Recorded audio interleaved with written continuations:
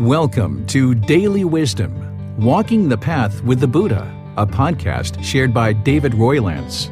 This podcast is dedicated to guiding you to completely eliminate the discontent mind and the suffering it causes by attaining enlightenment. Learn and practice the teachings of Gotama Buddha that will guide you to fully attain a peaceful, calm, serene, and content mind with joy. To support this podcast, visit patreon.com/support Buddha or visit buddhadailywisdom.com, where you will discover a full range of courses, retreats, and online learning resources to assist you on the path to enlightenment. Now, here's our teacher to share more.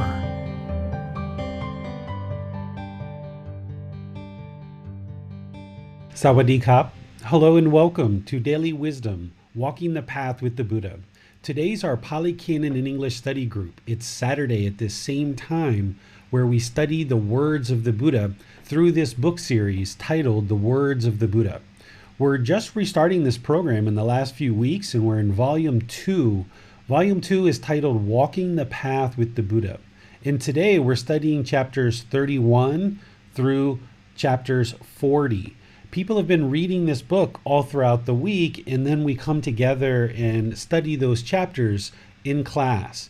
We actually display these chapters on the screen. We read the chapters together. We discuss the chapters and help you to understand what the Buddha actually taught during his lifetime, so that then you can move those teachings into your life in order to improve your life practice, which improves the condition of the mind. By studying the words of the Buddha, you can see very clearly what did he actually teach and what did he not teach, so that then with that truth about what he actually taught, you don't believe his teachings, but instead you go off and practice them to independently discover the truth and acquire wisdom. And if you're just joining us for the first time, these books are available for free on our website. You can go to buddhadailywisdom.com and there's a button for free books, and you can download all of these books that we have available, because we're going to be studying volumes 2 all the way through volumes 13 in this program. In our program that we have on Sunday and Wednesday, it's called the Group Learning Program.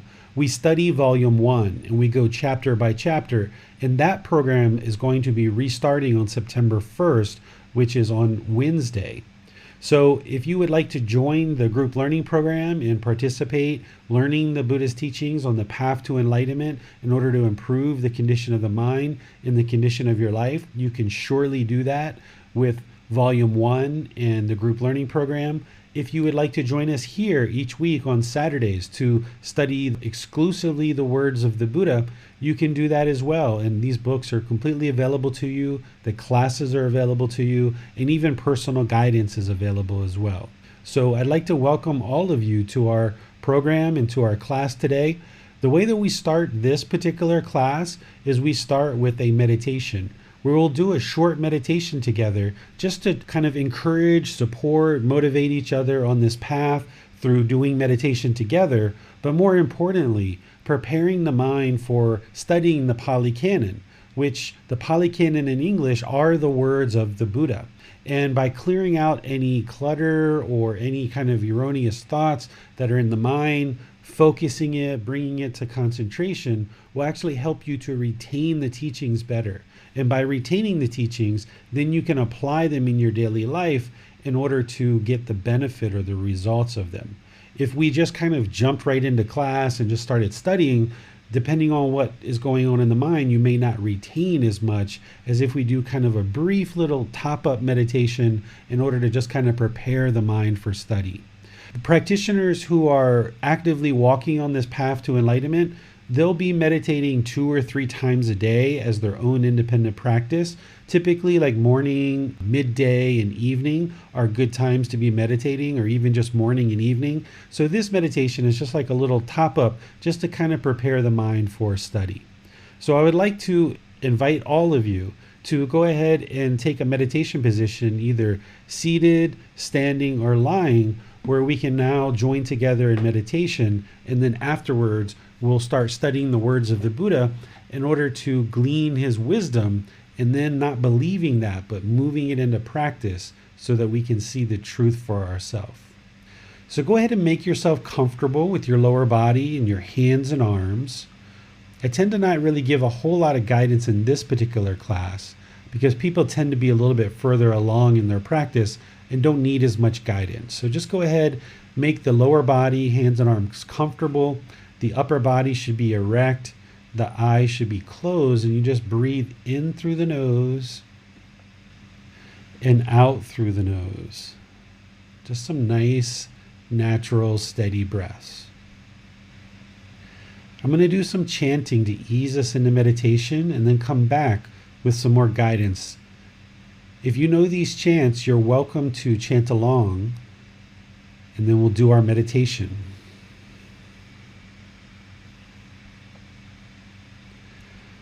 Arahang Samma Sambuddho Bhagava Bhutang Bhagavanhang Abhivateyami Savakhato Bhagavata Tammo Dhammang Namasami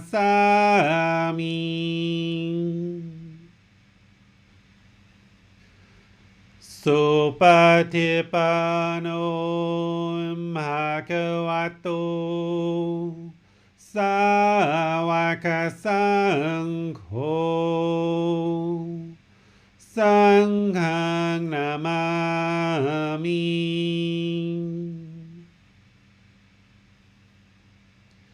Namo Tassa Bhagavato Arahato Samma Sambuddhassa Namo Tassa Bhagavato Arahato Samma Sambuddhassa Namo Tassa Bhagavato Arahato Samma Sambuddhassa Iti piso Bhagava Arahang Samma Sambuddho Vicacaranang sammuno Sakhato rokavito Anuttaro purisa Namasati satatawa manusanang Bhutto Bhagavati.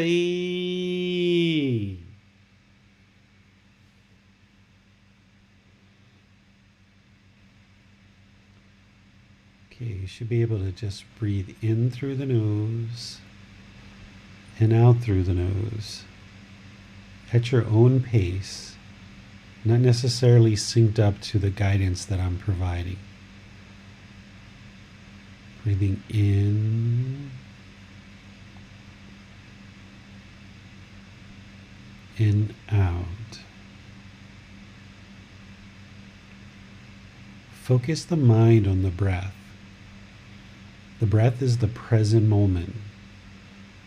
Whenever the mind isn't on the breath, cut that off, let it go. Bring the mind back to the breath, the present moment. Breathing in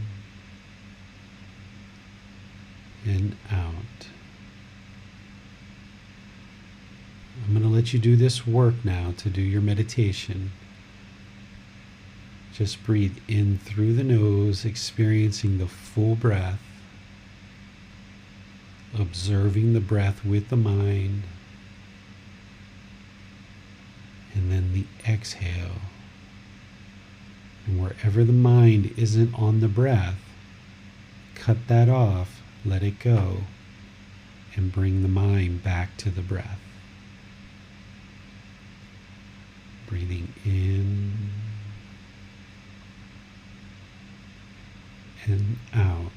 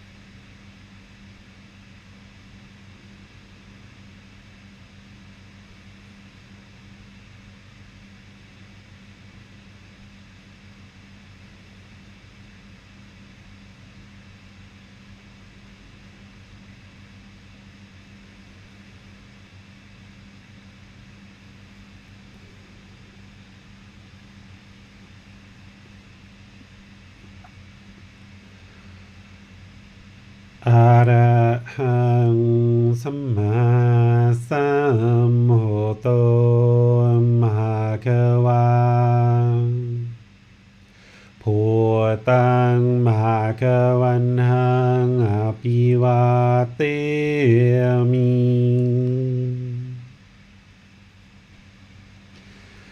สวากขาโตภะคะวะตาธัมโม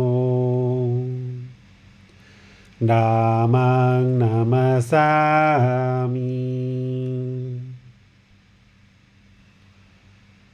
สุปฏิปันโนภะคะวะโตสาวกสังโฆสังฆังนามามิ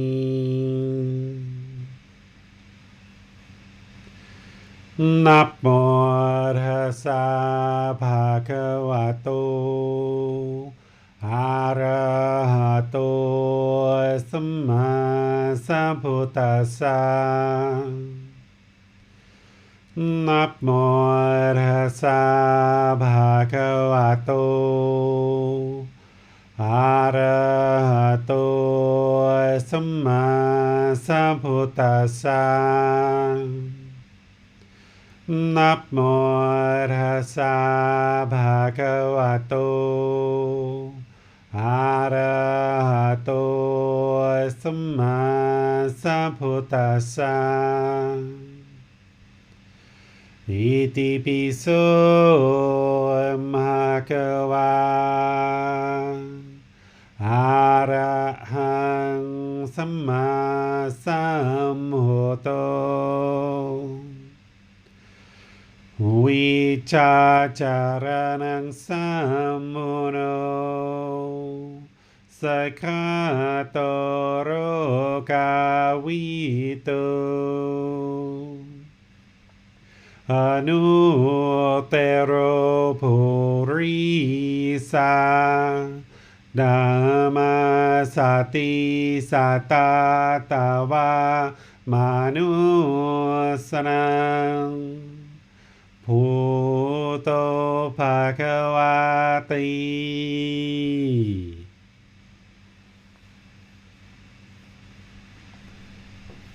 Okay, if you guys would like to make your way out of meditation, we will transition over to studying the words of the Buddha using his words from the Pali Canon, but in English.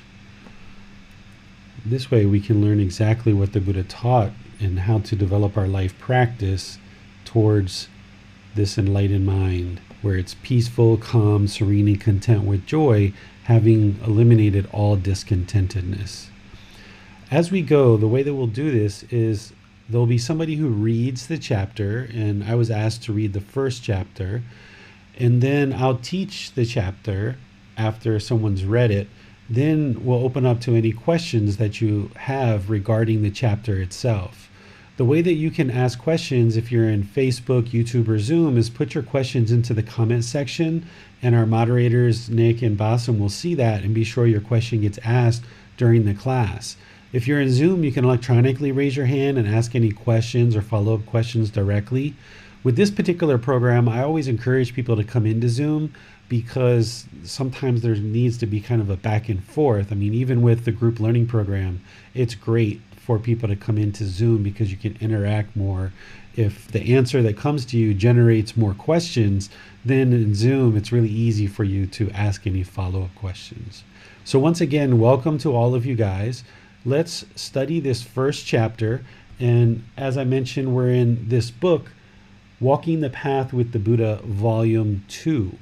So this is in the book series that you can download for free, or you can take it to go get it printed, or you can order printed copies if you like. This first chapter here, it's titled A Strong Post or Pillar is a Designation for Mindfulness. So right away, mindfulness is awareness of mind. That's kind of generally how we think about mindfulness, but there really are four foundations of mindfulness. observing the bodily sensations, the feelings, the condition of the mind, and any mental objects. And being able to observe these as they're happening actually helps a practitioner eliminate discontentedness. Because if you can observe discontentedness arising as bodily sensations, and you can cut it off there and let it go, then it's really great, because you eliminate the whole need for those feelings to come into the mind and pollute the mind. And you just saved yourself, a few minutes, a few hours, a few days of potential discontentedness. But if the feelings go past the bodily sensations and they actually make it into feelings in the mind, you can still cut them off there so that they don't affect the longer term condition of the mind for several hours or weeks or what have you. And then if you don't cut it off as a condition of the mind, it can form these mental objects like complacency or ill will or things like this. So observing the mind and developing these 4 foundations of mindfulness is utterly important for enlightenment, that when you feel the bodily sensations of pleasant feelings starting to arise, then you cut that off and let it go. Or when you feel the bodily sensations of painful feelings, you cut that off and let it go. Or feelings that are neither painful nor pleasant. And by cutting it off at the bodily sensations, you get to what the Buddha called is obliterating it at the stump, where the mind is kind of like this wild bush, and there's the mental objects on the outside. A little bit further in is the condition of the mind. A little bit further in are the feelings. A little bit further in is the bodily sensations. And what you would like to do is trim this bush back where you're catching any arising discontentedness as bodily sensations. And when you cut it off there and let it go, over time, eventually you get to the point where you've eliminated all the craving, desire, attachments in the mind, and you won't even feel any arising bodily sensations, because there won't be any arising discontentedness that comes into the mind. So here, when the Buddha is talking about a strong pillar or post, what you're going to see is he's talking about breathing mindfulness meditation as being that strong pillar or that strong post that you stabilize the mind and keep the mind focused on the breath, so that then as the mind pulls and it longs in different directions, that you're able to pull the mind back and focus on the breath as this strong pillar and strong post. But we'll talk more about this as we read the chapter. So let's read it so you'll understand it, and then I'll teach it as we go. And how, monks, is there restraint? This is a question that Ali actually asked in a recent class, where she asked, what is restraint? And I talked to her, it's about pulling the mind back, like the reins of a horse, and pulling back the reins of a horse. But here the Buddha is going to give you more details on what that means to restrain the mind. Here, having seen a form with the eye, having heard a sound with the ear, having smelt an odor with the nose, having tasted a flavor with the tongue, having touched a physical object with the body, having recognized a mental object with the mind, a monk is not intent upon a pleasing form and not repelled by a displeasing form. So I'm going to pause here for a second. What the Buddha is talking about is the 6 internal sense bases, which are the eyes, the ears, the nose, the tongue, the body, and the mind. Those are the 6 internal sense bases. And he's talking about those internal sense bases experiencing an external sense base, which is forms that we see, sounds that we hear, odors that we smell, flavors that we taste, physical objects that we touch or that touch the body, and then certain mental objects that the mind recognizes. The reason why this is important is because these are the doorways to discontentedness. If the mind is going to experience discontentedness, we know it's craving, desire, attachment. But specifically and in more detail, it's actually the mind longing through these 6 sense bases for forms, sounds, odors, flavors, physical objects, or mental objects, where the mind wants something. It wants the objects of its affection, and it's craving these pleasant feelings to be experienced through these six sense bases. So just like we studied last week about the tortoise pulling in its limbs, in that particular teaching, the Buddha talked about pulling in your sense bases, right? So that if you're longing through these sense bases, there's going to be discontentedness. So here he's bringing that to your attention, but then he's also saying a monk is not intent upon a pleasing form. So in other words, longing for a pleasing form, or repelled by a displeasing form. So let me give you an example. Say you see a puppy dog or a kitten. It's so lovely, it's smiling, it's playing. Oh, this is such a pleasant form. And the mind might take this great pleasure, this happiness, this excitement in seeing this.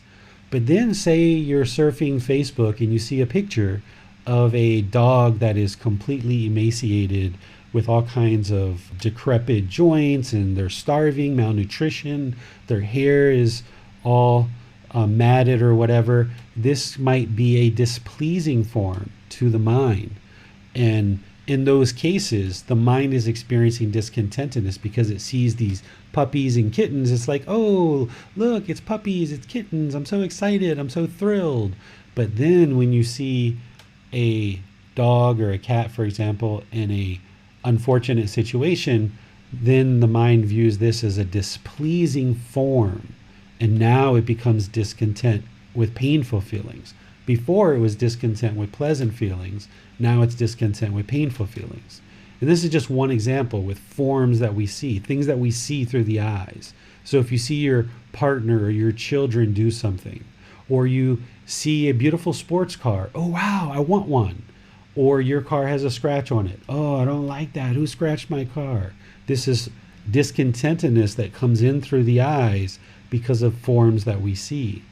And then same thing with hearing or sounds. You might hear beautiful music or pleasant sounds, or somebody might compliment you and praise you. Oh, if you take such happiness, excitement, and thrill when somebody's praising you, well then when you hear displeasing sounds, somebody's talking negative, now the mind's going to be sad and angry. So this is where the mind's not in the middle, and the Buddha is saying be in the middle, be unaffected by something that is pleasing, but also be unaffected by that which is displeasing as things enter into these six sense bases. Okay.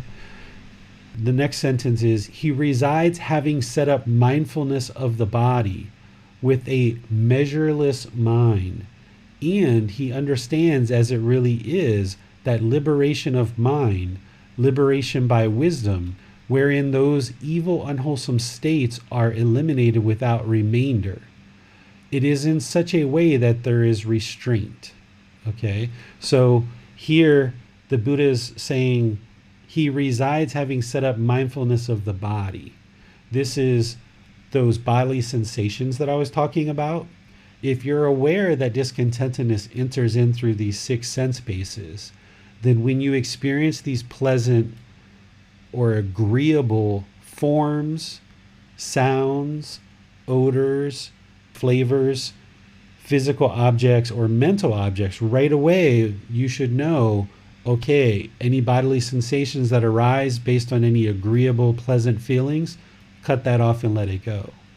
And likewise, if there's any displeasing that comes through these six sense bases, the form, the sounds, the odor, the flavor, the physical object, or the mental objects, any of those displeasing that comes into the mind and you start observing it, you should notice it and notice those bodily sensations because of mindfulness and cut that off and let it go.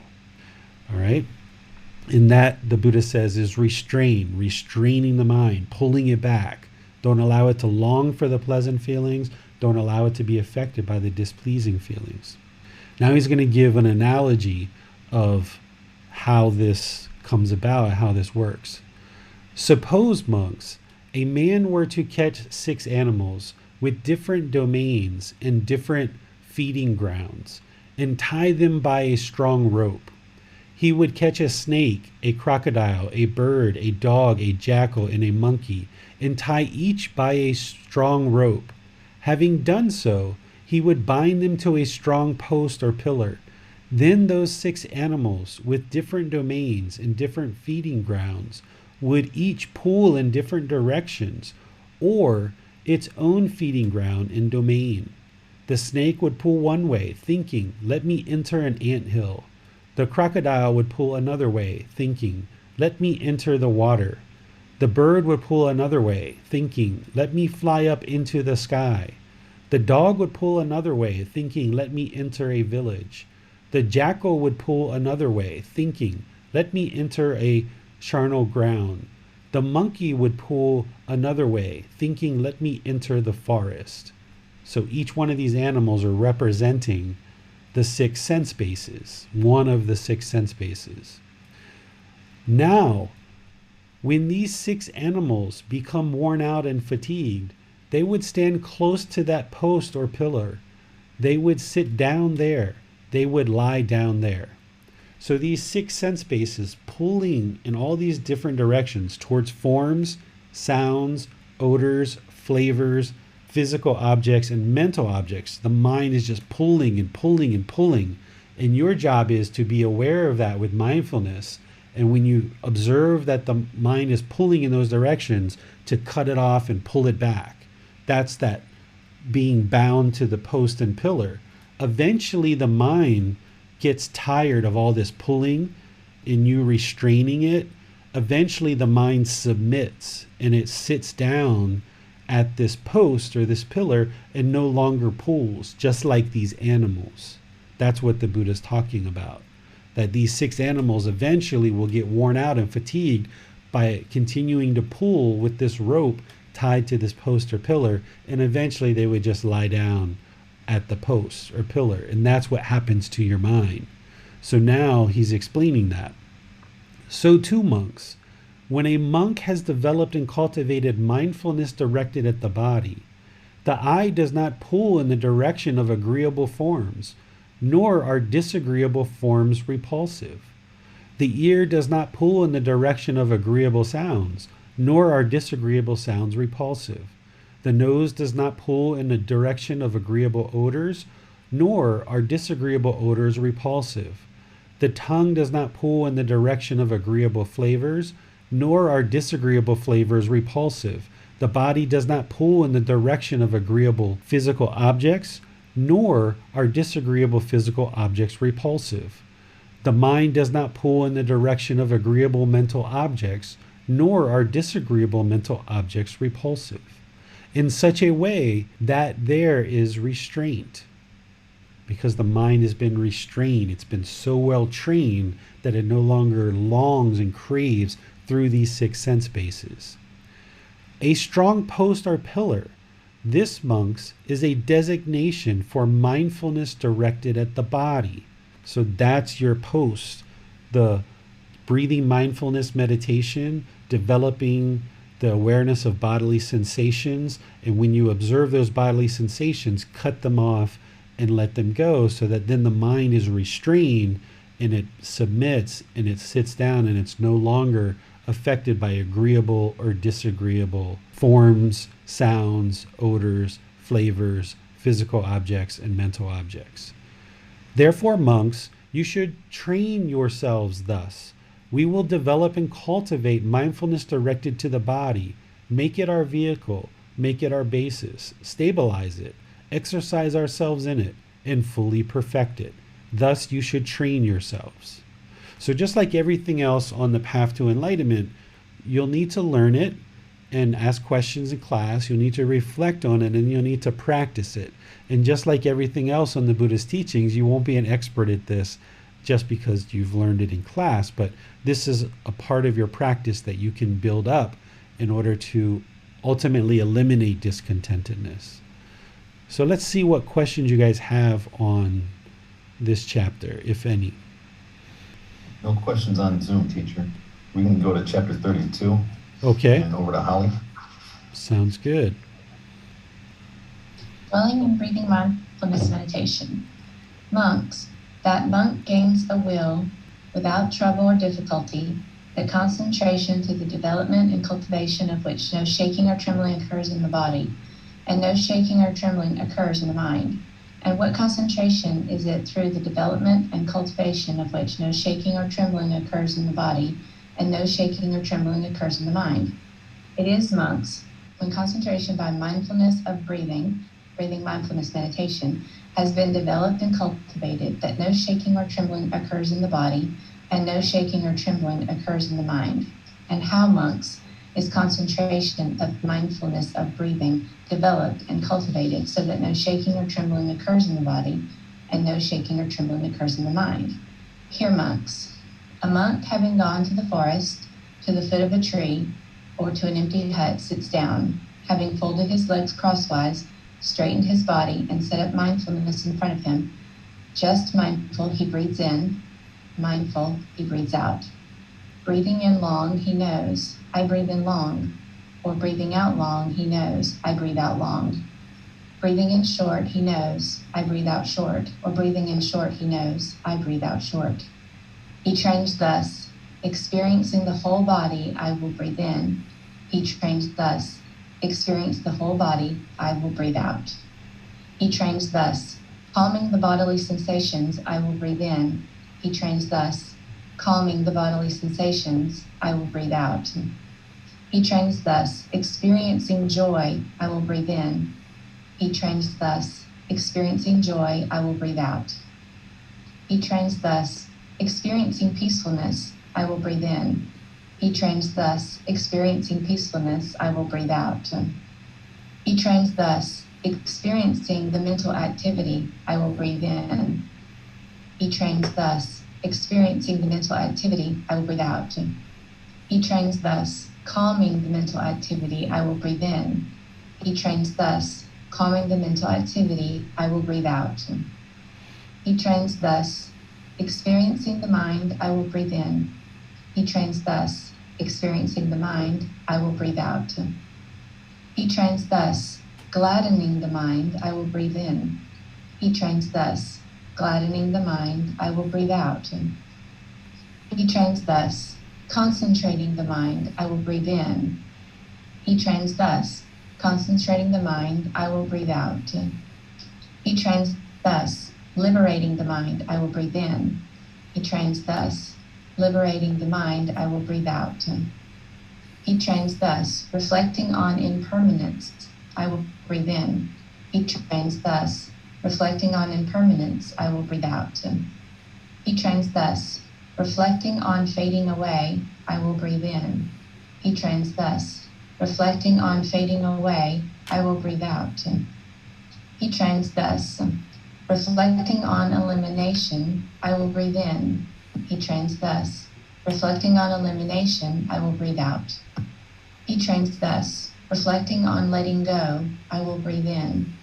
He trains thus, reflecting on letting go, I will breathe out. It is, monks, when concentration by mindfulness of breathing has been developed and cultivated in this way that no shaking or trembling occurs in the body, and no shaking or trembling occurs in the mind. I too, monks, before my enlightenment, not yet fully enlightened, generally dwelt in this dwelling. While I generally dwelt in this dwelling, neither my body nor my eyes became fatigued, and my mind, by not clinging, was liberated from the taints. Therefore, monks, if a monk aspires, may neither my body nor my eyes become fatigued, and may my mind, by not clinging, be liberated from the taints. The same concentration by mindfulness of breathing should be closely attended to. Okay, so thank you, Holly. Let's go through this. So here the Buddha is giving instruction about meditation, and he does this in many of his different discourses, and there's a couple of them here today.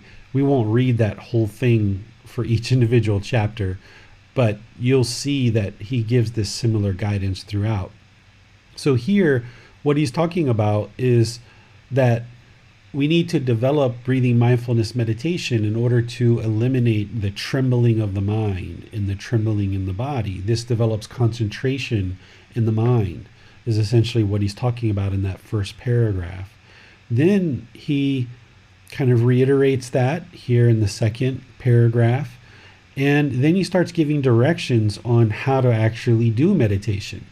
In his lifetime, he encouraged people to go to the forest, to the foot of a tree, to an empty hut and sit down, where the ordained practitioners didn't necessarily have a lot of monasteries during his lifetime because they were just getting started. They oftentimes just resided in isolated dwellings in the forest, or sometimes household practitioners would invite ordained practitioners to come stay with them for a little while. And the Buddha is, encouraging them to find kind of an isolated spot in order to sit down and do meditation. And then here you can see he talks about, folding the legs and straightening the body, right? That's where I always talk about, having the upper body erect, because that's what keeps the mind attentive and alert during meditation. And then setting up mindfulness in front of him. This is about bringing awareness of the mind by focusing on the breath. And I use chanting in order to kind of ease the mind in the meditation and start setting up that mindfulness. And then start focusing on breathing in and out, in and out, in and out. The Buddha here isn't necessarily saying that one should breathe long or they should breathe short. He's just essentially saying, bring your mind to the breath. These instructions that you're seeing here is essentially the way that I guide people in meditation when I say, focus on the breath. If the mind goes off the breath, cut that off, let it go, bring the mind back to the breath. This is him giving some kind of guidance as he's leading people into meditation and helping them understand how to actually meditate. It's not that you should remember each one of these phrases and actually do this as part of your meditation, but it's just kind of the Buddha's guidance. His guided meditation is helping people to observe their breath and focus on the breath. Then after he gets them focused on the breath, he starts referring to them to the body and start focusing on the whole body and those bodily sensations to develop the awareness of those bodily sensations. And then as the mind experiences joy, because sometimes during meditation, the mind can experience joy. He's not encouraging you to follow that joy or revel in that joy, but instead, when that joy arises, continue to focus on the breath. Be unaffected by the joy and just keep focusing on the breath. Same thing when you experience peacefulness in meditation. Rather than be like, oh, wow, that's so peaceful, and start kind of following that or reveling in that, or even maybe gaining some arrogance or pride that the mind is so peaceful during meditation. Experiencing peacefulness, just continue to focus on the breath. In and out, in and out. If there's any mental activity, that's where I talk about where the mind is off the breath.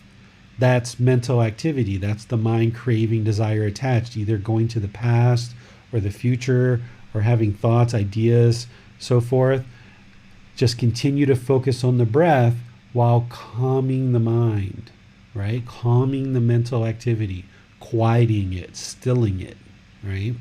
Even when the mind's enlightened, you're still going to have some mental activity. As long as you're alive, the mind's going to have mental activity. But in meditation, what you're doing is you're training the mind to get good at observing what the mental activity is. And then when the mind's off the breath, cut it off and let it go, easier and easier, bringing the mind back to the breath.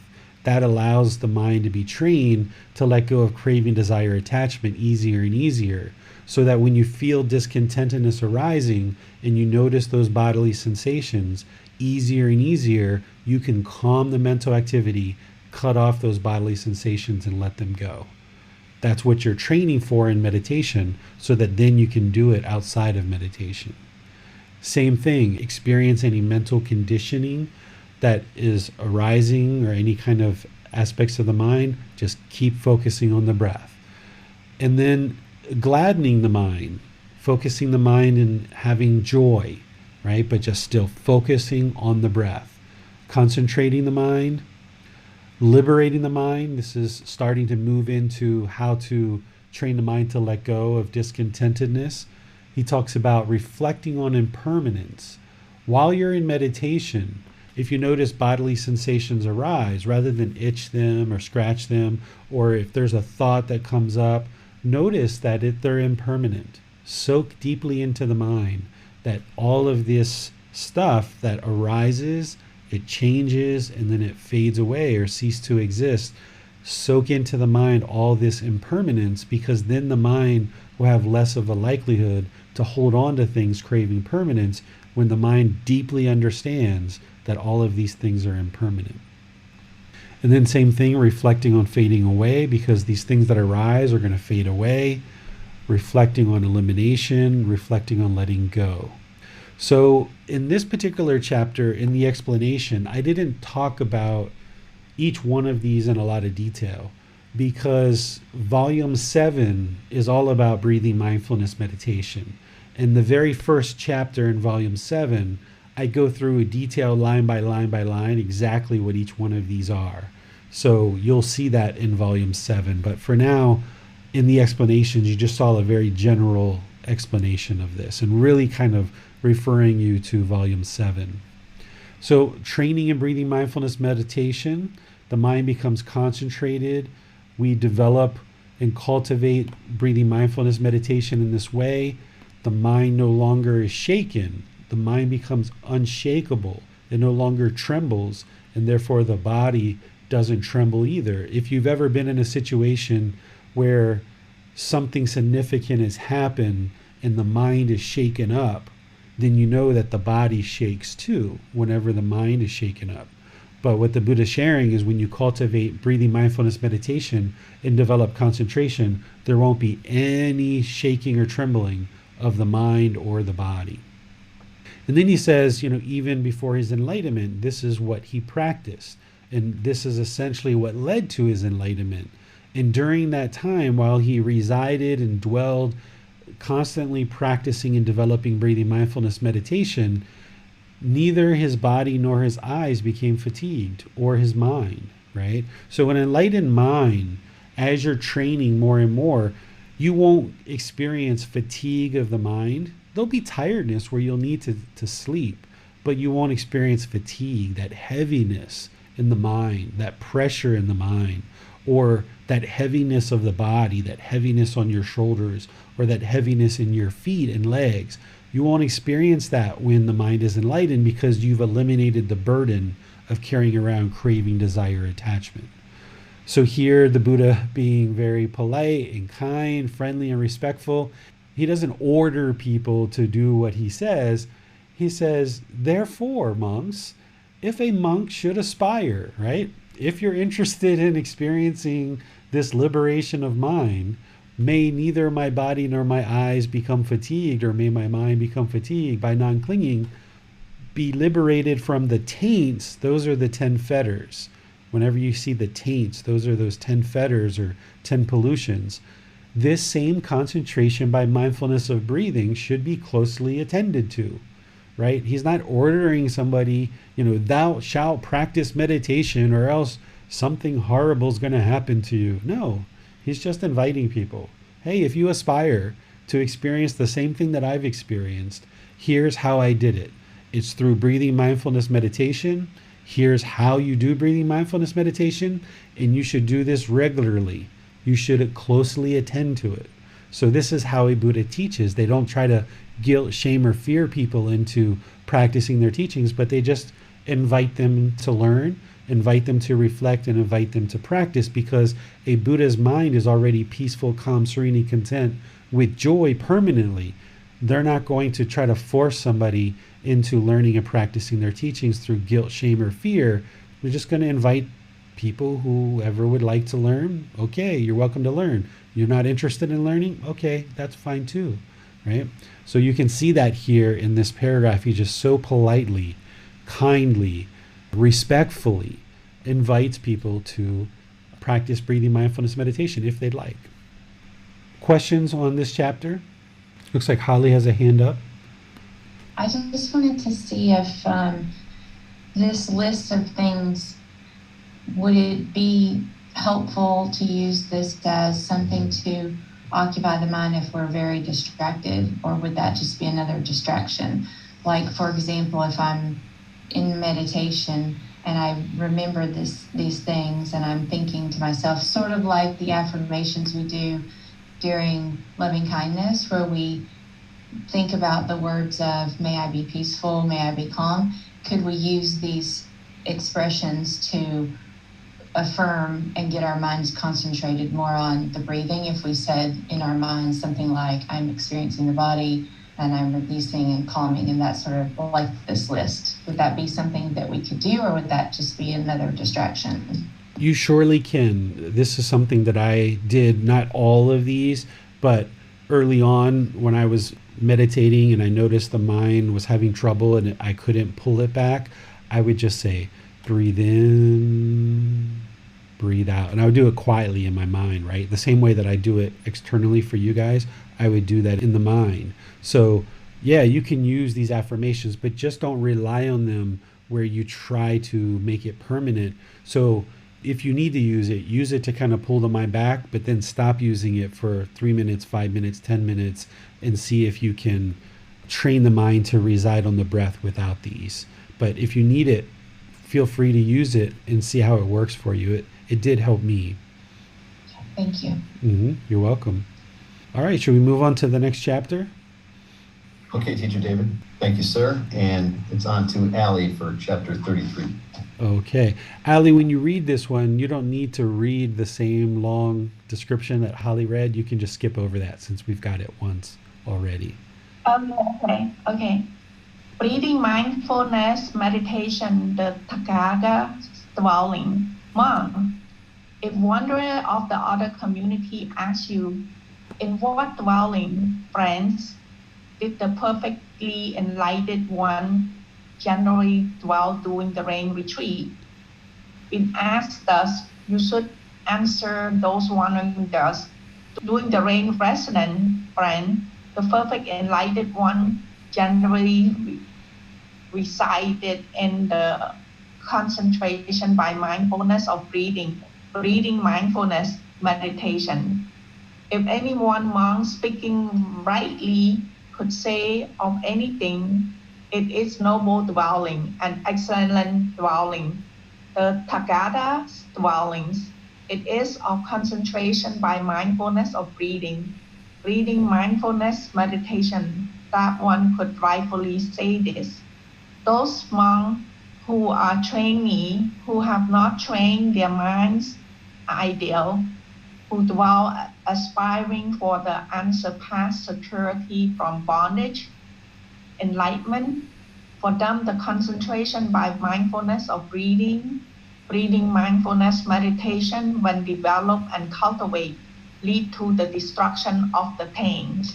Those monks who are arahats, whose taints are destroyed, who have lived the holy life, done what had to be done, lay down the burden, reach their own goal, completely destroy the fetter of existence, those completely liberate through final knowledge, wisdom, for the concentration by mindfulness of breathing mindfulness meditation, when developed and cultivated, lead to peaceful dwelling in this very life and to mindfulness and clear comprehension. If anyone, monks, speaking rightly could say of anything, it is a noble dwelling, an excellent dwelling. The Tathagata dwellings is of concentration by mindfulness of breathing mindfulness meditation, that one could rightly say this. Great, thank you, Ali. So here the Buddha once again is just pointing to how important breathing mindfulness meditation is, that during this rain retreat, about 3 months per year, where the Buddha would require his ordained practitioners to stay in one spot, and he wouldn't let them travel. All throughout the rest of the year, they would travel around and roam around, learning from different people, sharing the teachings with different people. But when it's raining so much, if the monks were to walk, the earth is so soft that they could damage the crops of the farmers. So he wasn't interested in them harming the livelihood of the farmers and thus reduce the food supply for the local villagers. So he would have them stay during the rains retreats in just one spot for that 3-month period. It's usually kind of like mid July to like mid-October. It's based on the lunar schedule. Okay.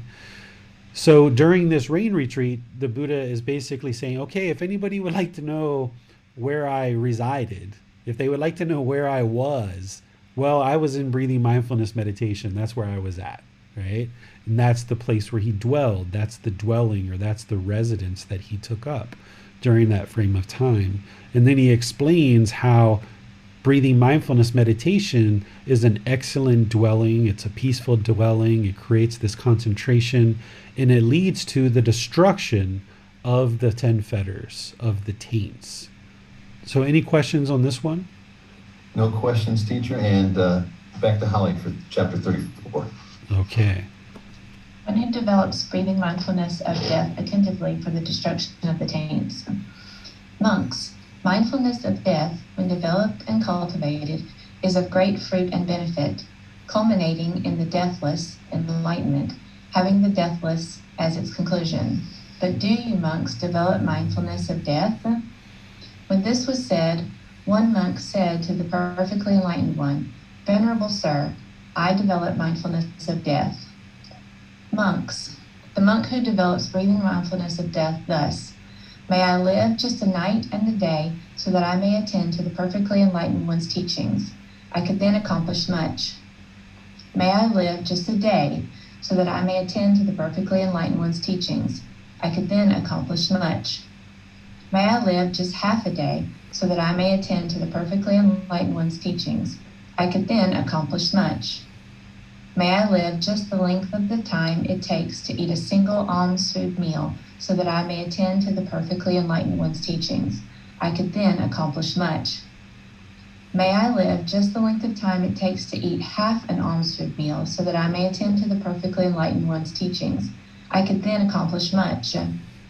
May I live just the length of time it takes to chew and swallow 4 or 5 mouthfuls of food so that I may attend to the perfectly enlightened one's teachings. I could then accomplish much. These are called monks who dwell carelessly. They develop mindfulness of death sluggishly for the destruction of the taints.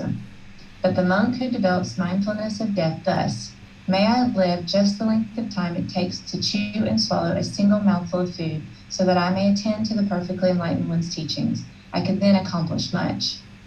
May I live just the length of time it takes to breathe out after breathing in, or to breathe in after breathing out, so that I may attend to the perfectly enlightened one's teachings. I could then accomplish much. These are called monks who reside determined. They develop mindfulness of death attentively for the destruction of the taints. Therefore, monks, you should train yourselves thus. We will reside determined. We will develop mindfulness of death attentively for the destruction of the taints. Thus should you train yourselves. Okay, thank you, Holly. So here he's talking about developing mindfulness of death. In order to attain enlightenment, a practitioner has to get to the point where the mind no longer craves existence and is no longer having any fear of death. And this is part of progressing through enlightenment, and you might not be there yet. You may not even envision that you could ever be there, but you can. As you develop along this path, you can get to the point where you no longer have any fear of death, that you just recognize it as part of impermanence and just part of what's going to happen, rather than fearing it. So here the Buddha talks about developing and cultivating mindfulness of breathing, or breathing mindfulness meditation, is of great fruit and benefit, culminating in the deathless. He referred to enlightenment sometimes as the deathless, or the element of deathless. The reason why is because essentially what you're doing to attain enlightenment is you're eradicating all this poison in the mind. You're eradicating all these taints, all this pollution.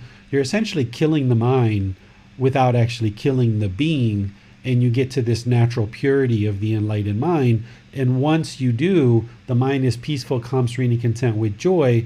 And when the physical body dies, it isn't really death, because it's just the physical body dying, right?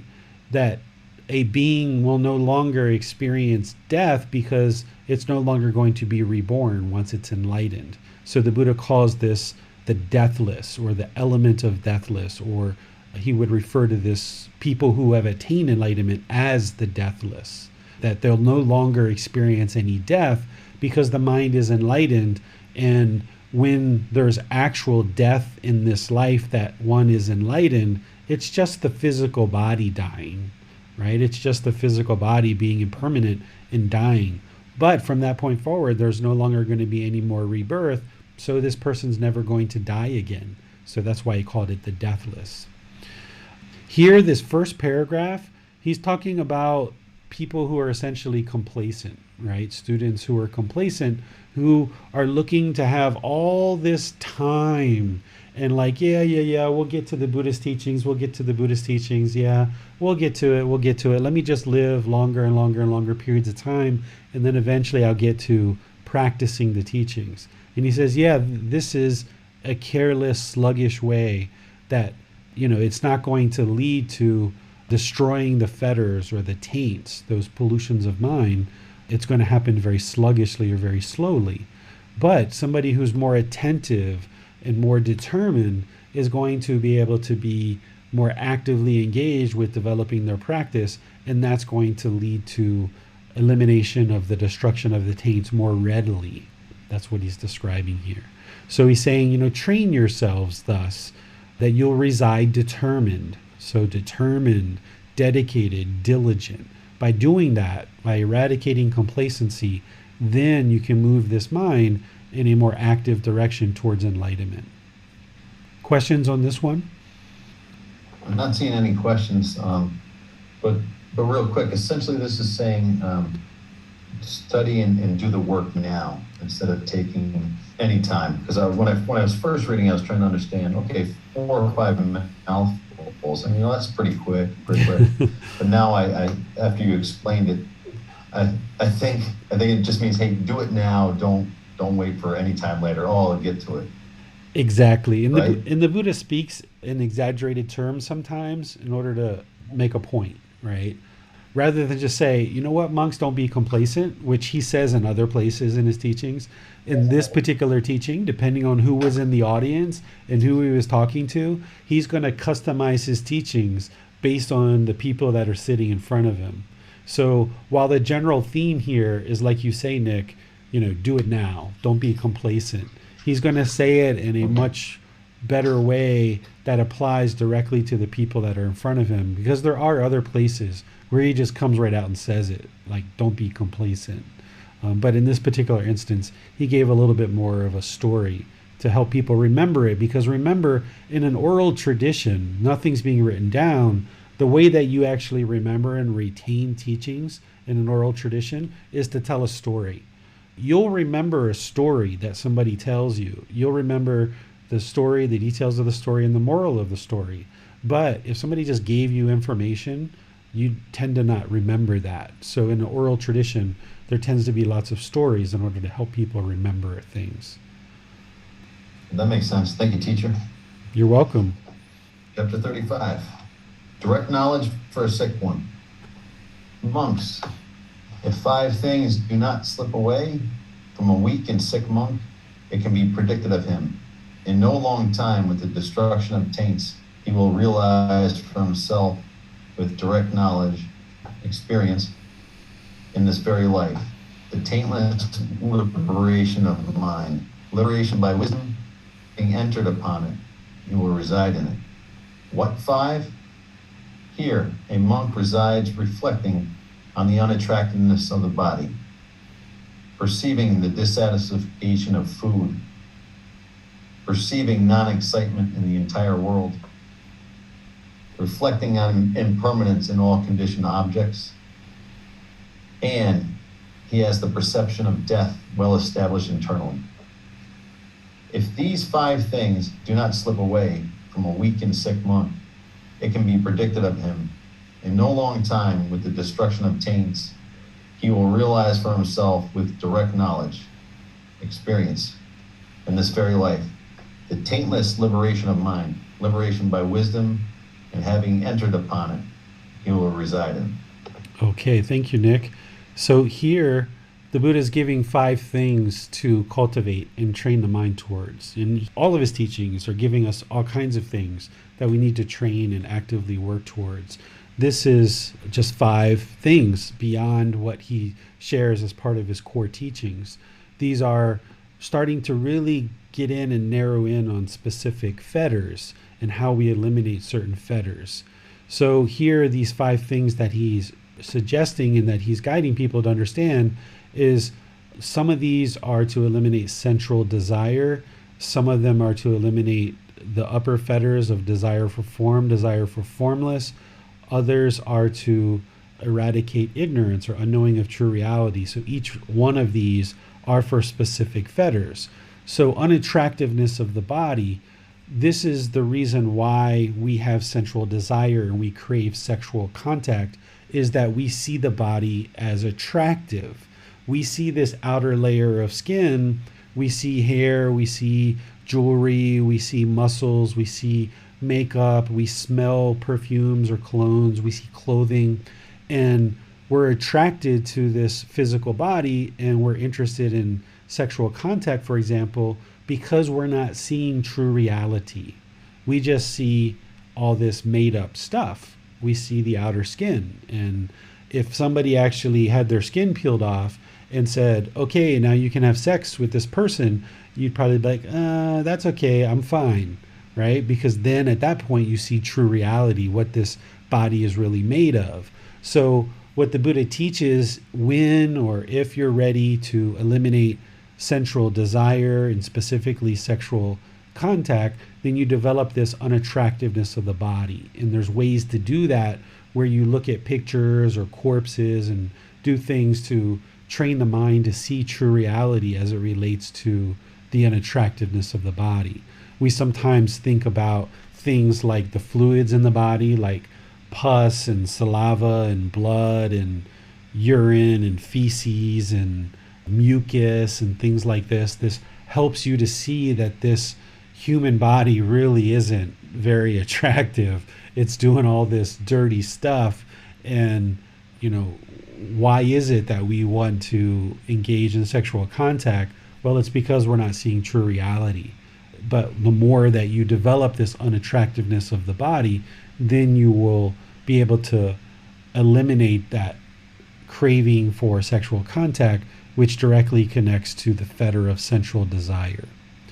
And then same thing, perceiving the dissatisfaction of food is, rather than kind of gorge on food or look for food as something pleasurable, we train the mind to look at food not for amusement or not for beautification of the body or not to please the mind or please the tongue, but instead we look at it as a way to sustain the physical body and take away any kind of hunger or any kind of pain that we experience through hunger.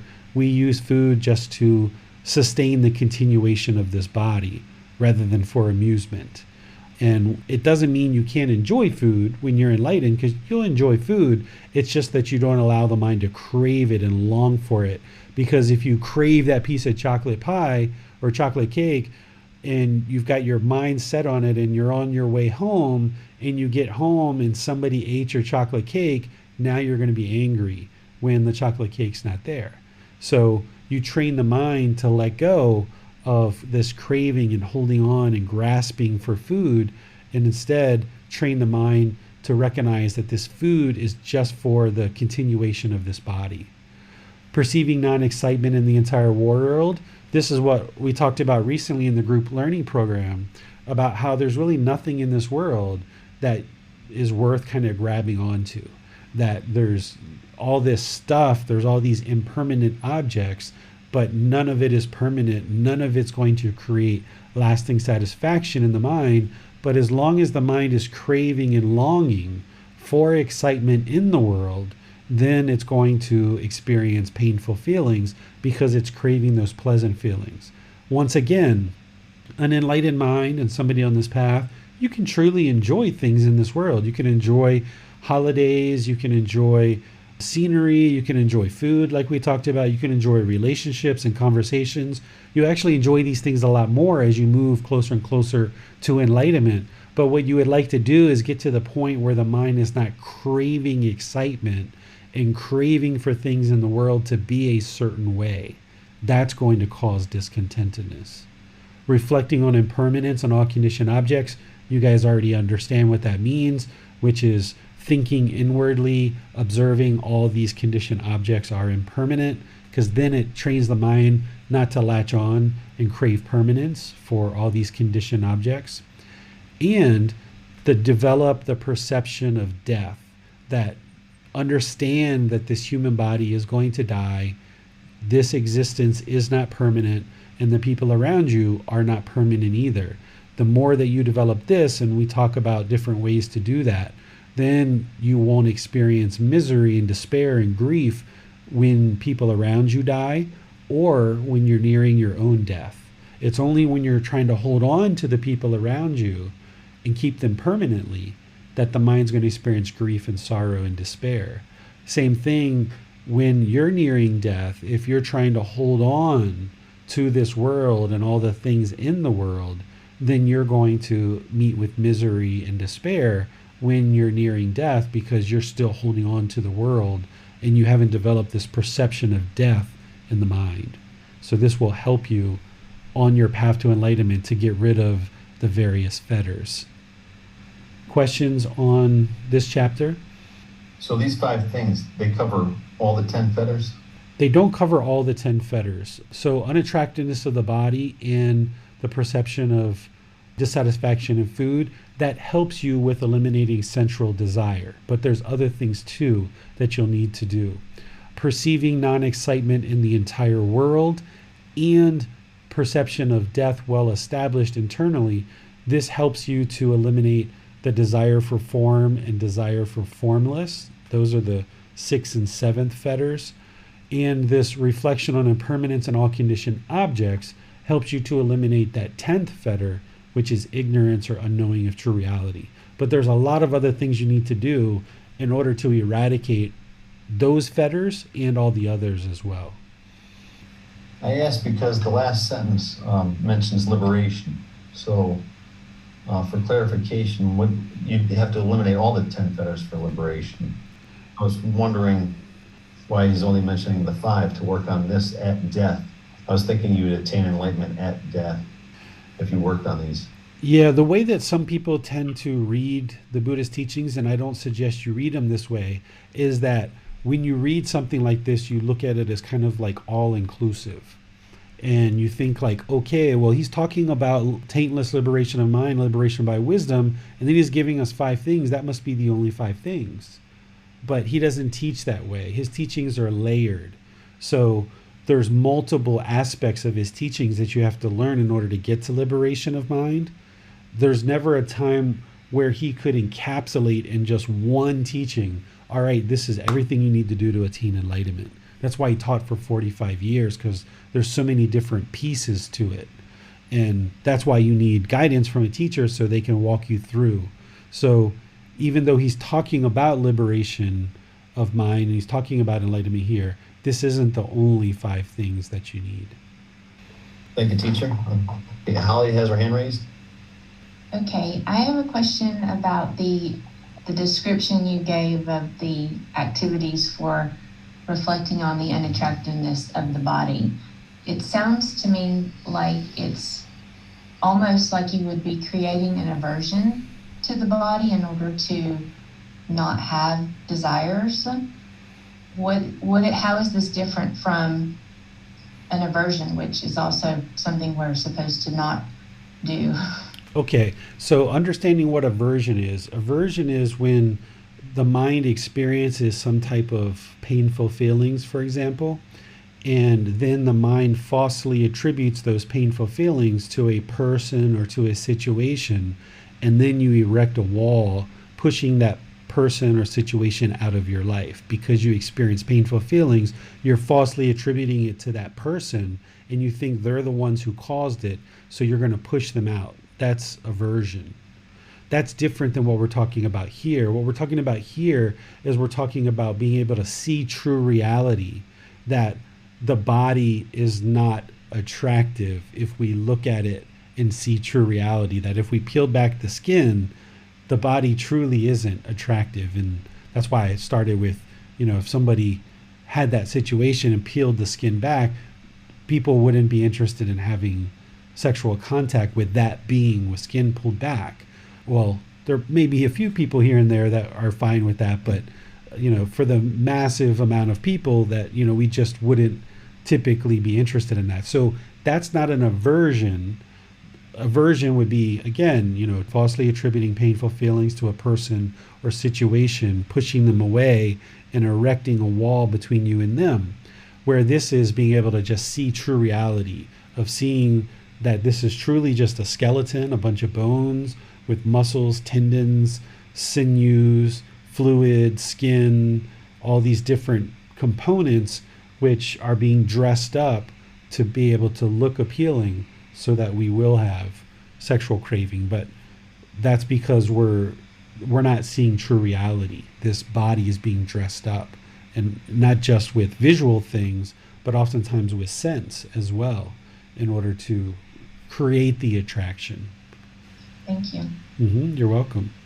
Let's go to Miranda next. She has her hand raised. Hi, David. In your explanation, you said something about having someone else choose a person's food for 6 months or so. What if the person who is going to be choosing your food would choose non-vegetarian items for you? Or is that kind of like a stipulation you can give them, hey, I want you to choose the food that I'm going to eat, but it needs to be vegetarian or vegan? Yeah, that's where discernment comes in, right? Is that you make sure that you're choosing wisely, that somebody who's interested in your progress on the path. And if you would like to use that method where you have somebody else choose your food, say, hey, I would like to see if you could choose a meal for me here and there, or some food for me, and that you choose vegan food. And it doesn't have to be the same person too. So one of the things that I used to do is I used to go into a restaurant and I would sit down and I would say, oh, you work here.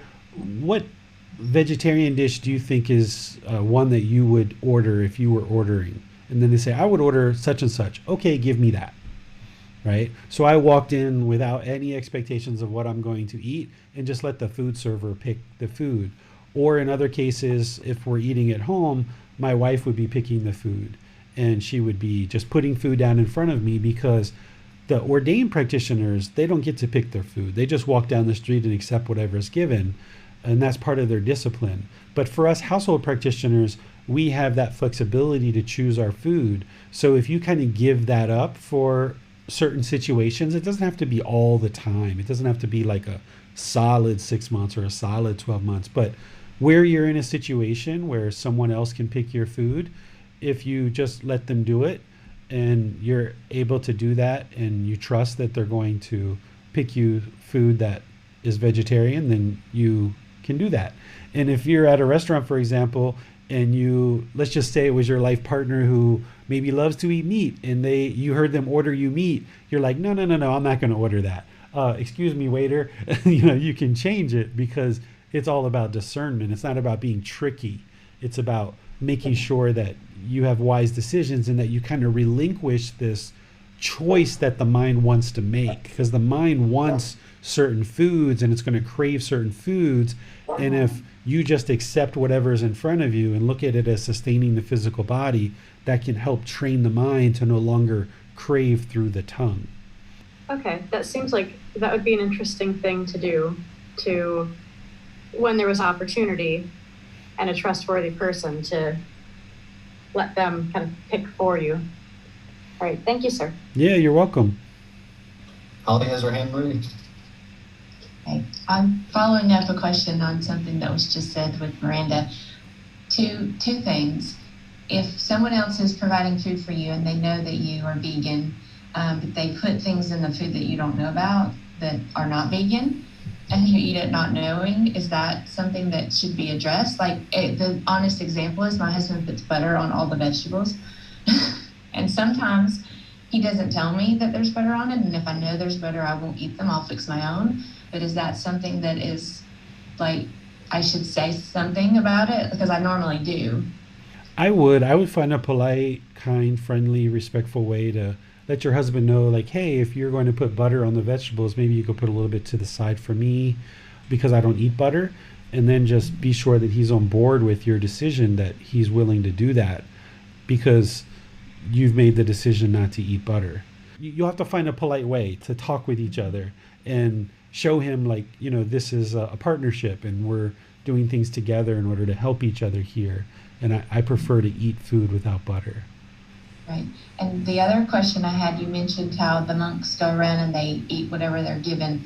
Do the people in Thailand give them vegan food, or do the people sometimes give them meat and they eat it anyway, or do they choose not to eat it if it's given to them? They eat whatever is given to them, and there's not widely understood within the Theravada tradition that people should be eating vegan food. So here in Thailand, they're very heavy into meats, and the household practitioners do offer meats to the ordained practitioners, and they will eat it. The ordained practitioners aren't necessarily practicing at any particular depth of teachings. I've met ordained practitioners that are enlightened and completely enlightened and understand, these teachings in the way that you and I are discussing them. And then I've seen ordained practitioners who are actually drinking alcohol and smoking cigarettes, right? So there's this wide range of practitioners, and there's different levels of depth depending on what community you're in. Some temples make it really well known that they prefer the household practitioners to only offer vegetarian food, and the household practitioners know that very well, and they will only offer vegetarian food. But depending on who the leader is at the temple, everyone's kind of looking to that leader, that master teacher, to kind of guide the community of ordained practitioners and household practitioners. And depending on how deeply versed the master teacher is, he may or may not have, or she may or may not have set it up where, people know to eat vegan, depending on how deep that person's practice is. Thank you. You're welcome. Let's go on to Bassam for chapter 36. Okay. Thanks, Nick. There is no you there. Then, Bahaya, when for you there will be only the seen in reference to the seen, only the heard in reference to the heard, only the sensed in reference to the sensed, only the recognized in reference to the recognized.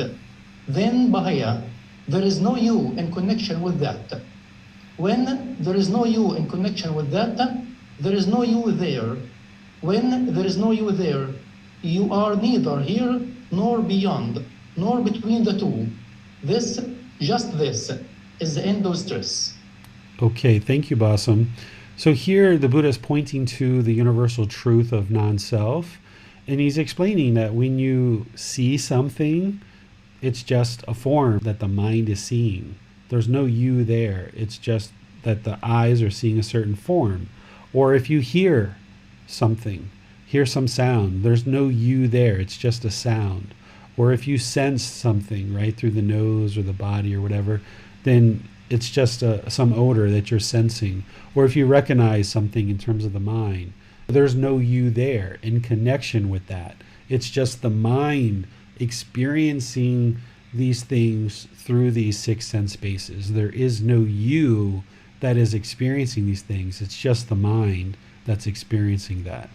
And then the Buddha says, when there's no you in connection with that, so when you kind of get rid of this you, when you get rid of this self, and there is no you there, then he's saying, you're not going to have this coming and going where you want to always be on the go and moving around from place to place to place to place. And he says, just this is the end of stress. That's another way of saying discontentedness. So through eliminating the self, through practicing the universal truth of non-self, he's saying this is the way to eliminate stress. So here, once again, just like in the previous teaching, he's not giving kind of like one thing, like, oh, okay, you want to eliminate stress? Just get rid of the self, right? So you can't look at the Buddha's teachings in isolation. You have to look at his teachings in totality. To really, truly get rid of stress, you have to understand the three universal truths, the Four Noble Truths, the Eightfold Path, the 5 precepts. You need to practice all of that. You need to practice the breathing mindfulness meditation, loving kindness meditation, the 4 Brahma Viharas. You have to start getting rid of the 10 fetters. All of these other things are part of this path So it's important that when you see a teaching like this, that you don't look at it in isolation and think that he's just giving you, 2 paragraphs of how to eliminate stress. In reality, this is just one particular teaching that's part of a more comprehensive teachings that he laid down over the course of 45 years. Any questions on this chapter? All right. You can go to Miranda, chapter 37. Perfect. With the elimination of excitement comes the complete destruction of discontentedness. Puna, there are forms recognizable by the eye that are desirable, lovely, agreeable, pleasing, sensually enticing, tempting. If a monk does not seek excitement in them, does not welcome them, and does not remain holding to them, excitement is eliminated in him. With the elimination of excitement, Puna, there is the elimination of discontentedness, I say. There are, Puna, sounds recognizable by the ear, odors recognizable by the nose, flavors recognizable by the tongue, physical objects recognizable by the body, mental objects recognizable by the mind, that are desirable, lovely, agreeable, pleasing, sensually enticing, tempting. If a monk does not seek excitement in them, does not welcome them, and does not remain holding to them, excitement is eliminated in him. With the elimination of excitement, Puna, there is the elimination of discontentedness, I say.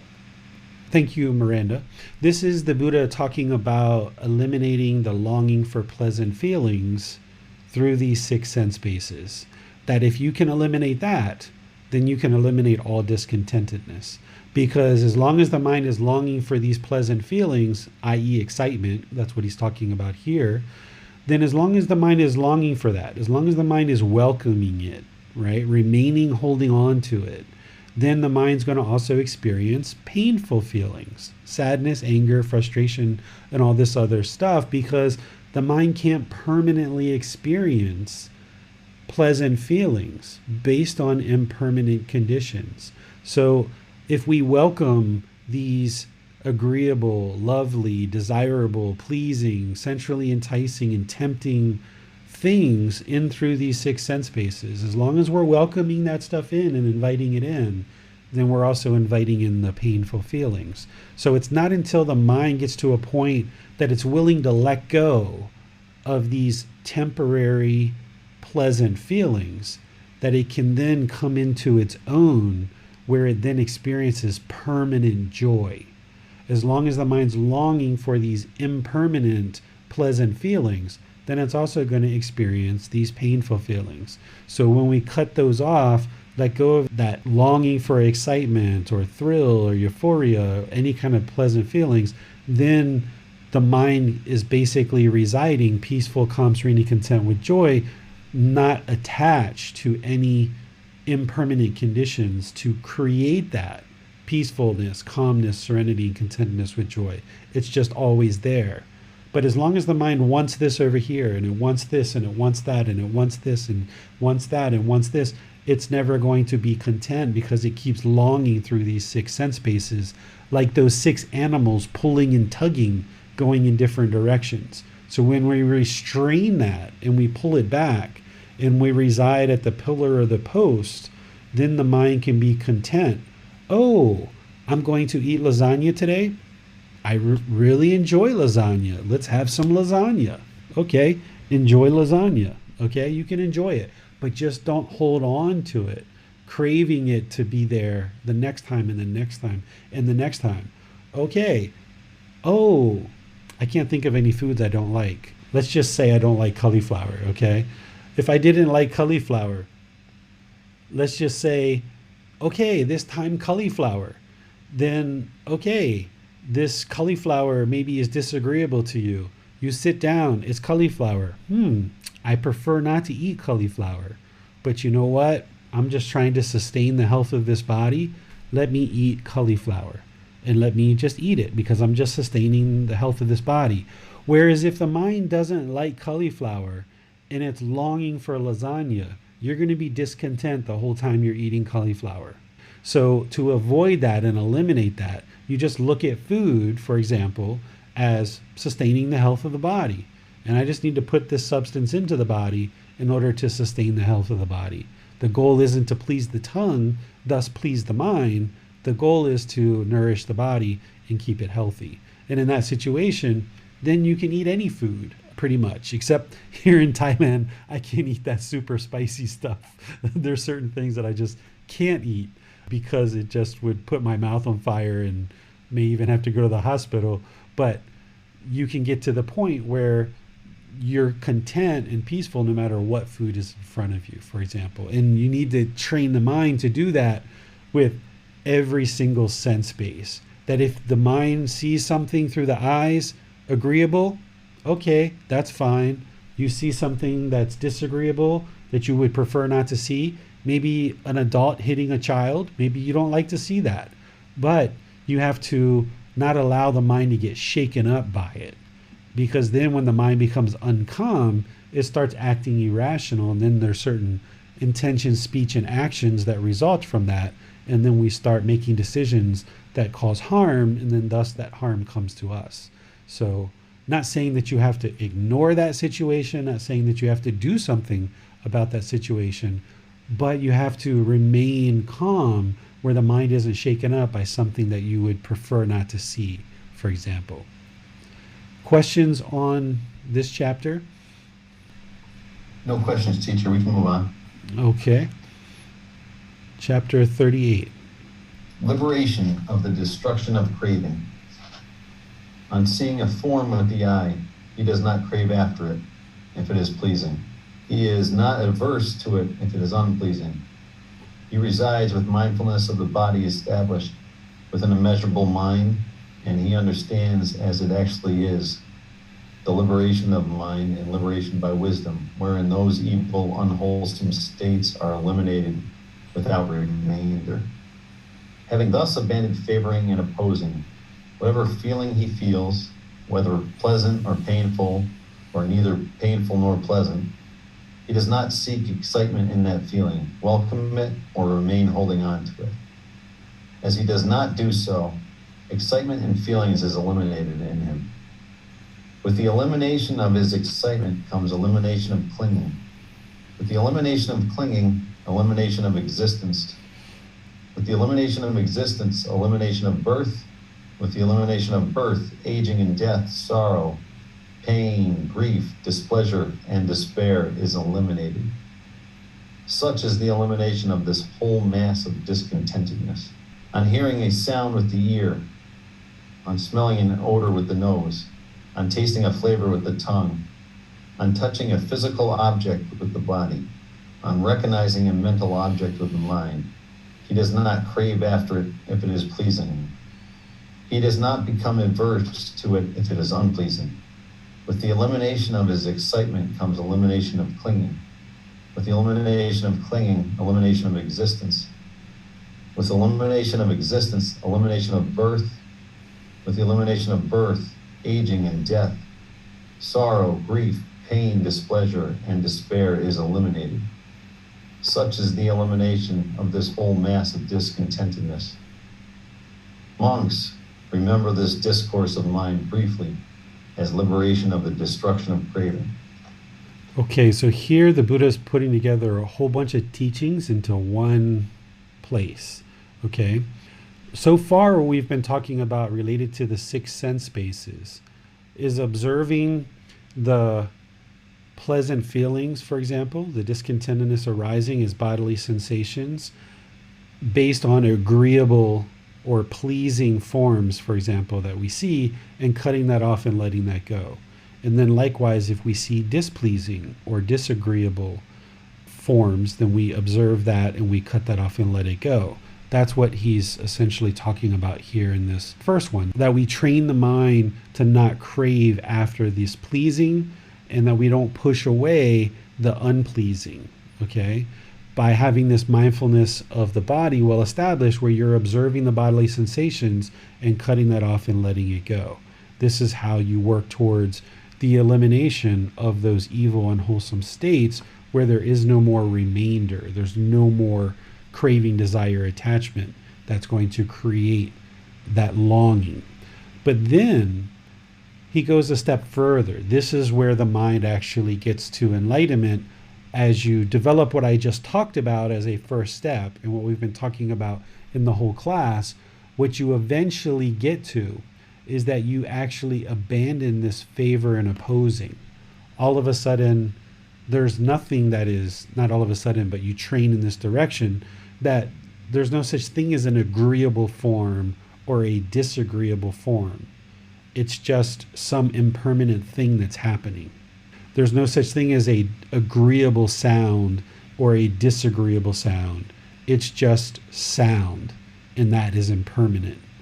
There's no longer a agreeable odor or a disagreeable odor. The mind eventually gets to the point where you train so well, having cut off the bodily sensations, that it's just an odor, something that you smell. You recognize it as impermanence, and the mind doesn't agree with it, it doesn't disagree with it. It's just an odor, it's just an impermanent thing, and the mind isn't influenced or affected either way by the agreeable aspects or disagreeables. It's just a form, a sound, an odor, a flavor, physical object, and mental object. So here, that's what he's talking about, is abandoning this favoring and opposing, this agreeable, disagreeable, this pleasing and displeasing. If you train the mind to that point, then you'll be able to not hold on to these pleasant feelings or painful feelings or feelings that are neither painful nor pleasant, and you can eliminate the discontentedness that way. Then what the Buddha goes into is he kind of starts talking a little bit about what we call dependent origination. In volume 5, we're going to be talking about dependent origination. Just briefly, it's an ultimate cause and effect, a chain of events that starts with ignorance, a knowing of true reality, and ends up with discontentedness. He shows the causal relationship between 12 different things that starts with ignorance, i.e. a lack of wisdom or a knowing of true reality, and through this chain of events, we cause our own discontentedness. And here he's just kind of zooming in on kind of like midway point of dependent origination, explaining how by eliminating clinging or craving and these things, that the mind eliminates discontentedness. And by doing so, we eliminate birth, aging, and death. We're no longer born in the cycle of rebirth. So I think that's mostly what I was going to share here with you guys. Any questions on this one? We can move on to Miranda for chapter 39. The carrier of the burden. Monks, I will teach you the burden, the carrier of the burden, the taking up of the burden. Listen to that. And what, monks, is the burden? It should be said, the 5 aggregates subject to clinging. What 5? The form aggregate subject to clinging, the feeling aggregate subject to clinging, the perception aggregate subject to clinging, the volitional formations, choices or decisions, aggregate subject to clinging, the consciousness aggregate subject to clinging. This is called the burden. And what, monks, is the carrier of the burden? It should be said, the person, this venerable one of such a name and clan, this is called the carrier of the burden. And what, monks, is the taking up of the burden? It is this craving that leads to renewed existence, accompanied by excitement and desire, seeking excitement here and there. That is, craving for sensual pleasures, craving for existence, craving for extermination. This is called the taking up of the burden. Okay, thank you, Miranda. There's different places in the Buddhist teachings where he talks about the burden and carrying the burden. So here he's describing, what that is. The burden is carrying around these 5 aggregates, right? These 5 aggregates is what makes a being a being. The 5 aggregates are form, feeling, perceptions, relational formations, or choices, decisions, and consciousness. The form aggregate is this physical body. That's what we call the form aggregate. And what an aggregate is a collection or elements. So there's all these various things that had to come together to create this physical form. So that's one item that creates a living being, is there needs to be physical form. Well, humans have physical form, animals have physical form. There's even form, like a tree has a form. This book has form. There's lots of things that have form, but beings in hell, beings in afflicted spirits, and beings in the heavenly realm, they don't have form. They don't have physical form. Okay? Then there's feelings. The feelings aggregate. This is like things that we experience in the mind. So while something might have form, like this book, it doesn't have feelings. That's how we know this isn't a living being. And it doesn't have all these other things either. Just like a tree. Some people say trees have feelings, but I would say they don't. But here's the other things that trees don't have too, which is part of these 5 aggregates. But human beings and animals, for example, do have feelings. So we have this collection of feelings in the mind. Perceptions are how the mind perceives things to be, like beliefs or opinions.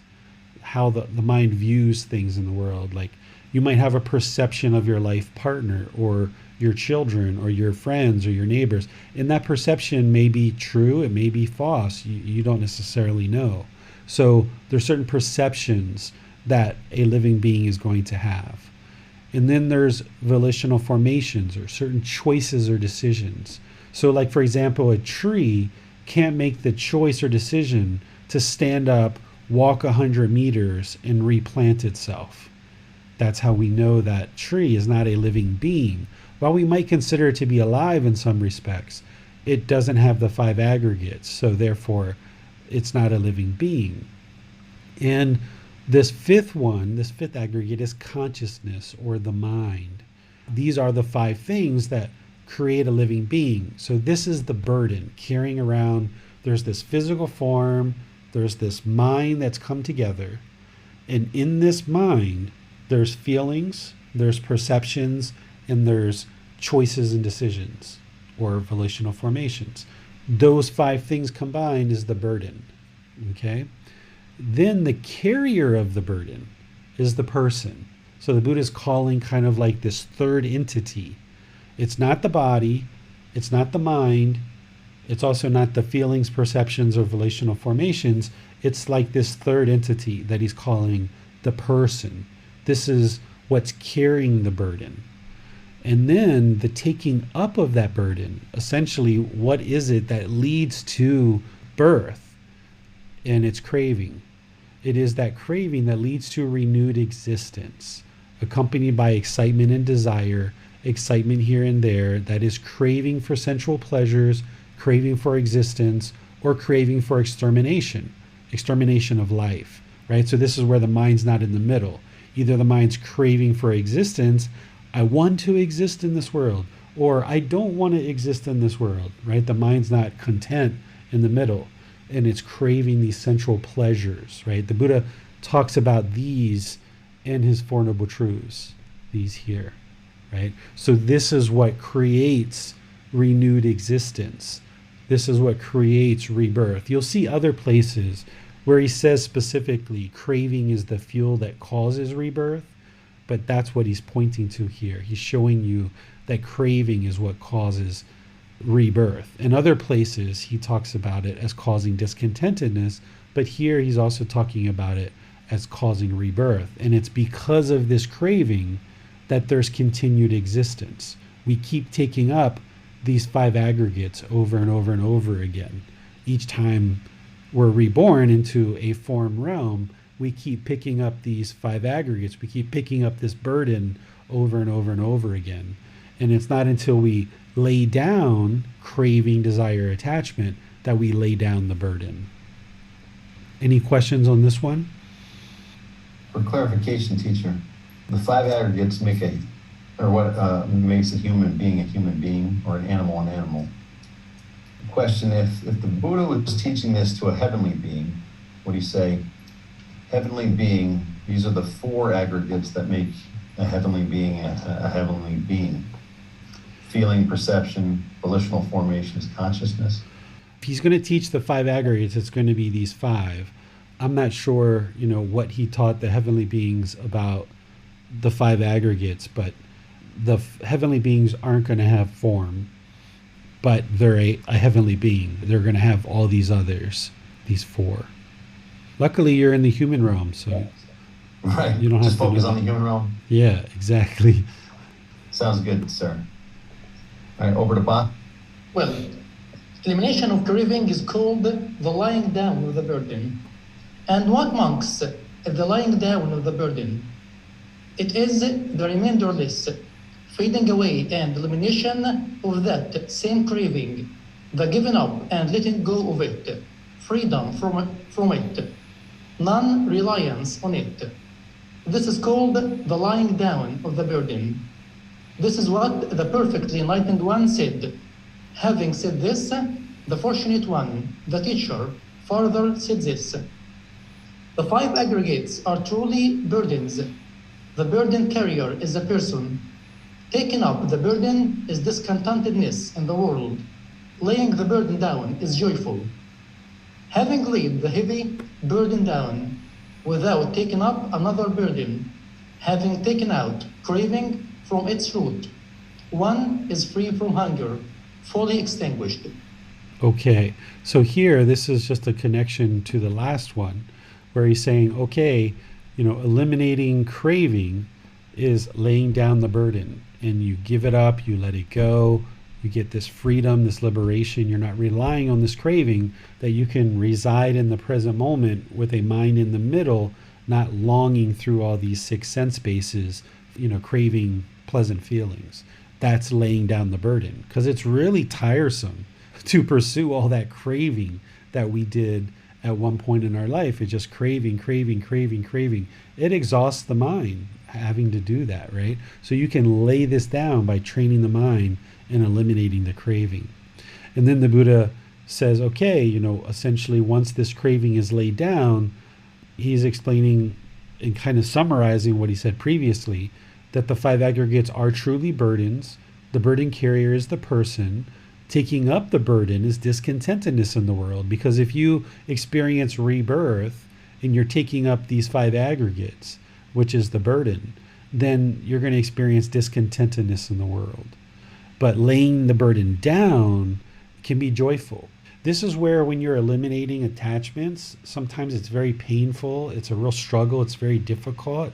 And the mind can be almost experiencing like mental pain when you're starting to strip away some of these craving, desire, attachments. But once you finally let it down and you put down a certain craving, joy can spring up in the mind. You might notice that. That's where the mind can kind of swing.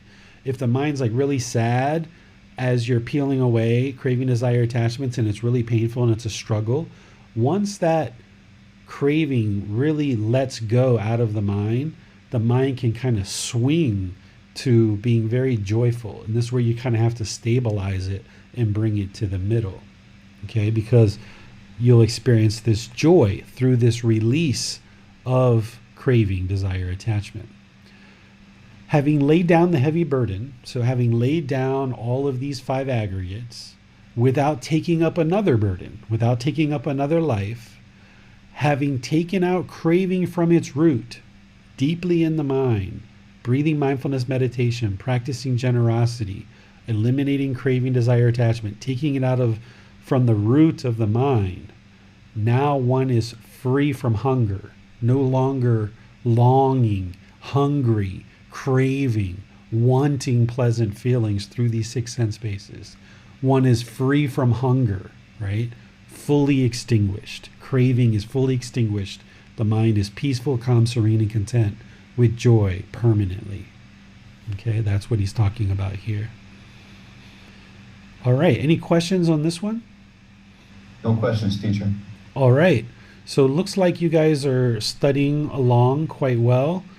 Next week, we're going to be doing chapters 41 all the way to chapter 51. This book ends in chapter 51. So rather than just do 41 to 50 with one more chapter left over, let's do chapter 41 all the way to 51. And that will give us 11 chapters to study next week. Do you guys have any questions at all related to the program, or how things are going for you, or how the books are laid out, or anything that you're seeing that you're not quite sure, some of the annotations in the book and how things are being laid out? No? Okay. So then what I'll do is I'll just end class here and wish you guys a very lovely rest of your day. So continue to enjoy reading. And remember, if you read just, kind of 2 chapters a day, 1 or 2 chapters a day, the Buddha's words and the explanations, and then just sit on that for a day so that you can just kind of contemplate that, you can reflect on that, you can think about it, maybe even implement it in your practice.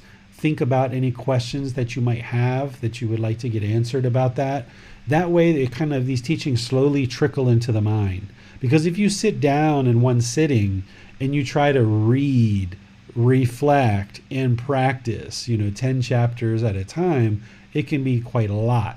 So if you just do kind of 1 per day, 2 per day, then it'll kind of slowly trickle into the mind, much like an IV, that if you had an IV drip hooked up to the body, it would just drip slowly throughout the day. So that's what you're doing throughout your week. You're just kind of slowly dripping these teachings in, and then you'll be able to retain them longer term, and then that way you'll be able to actually practice them.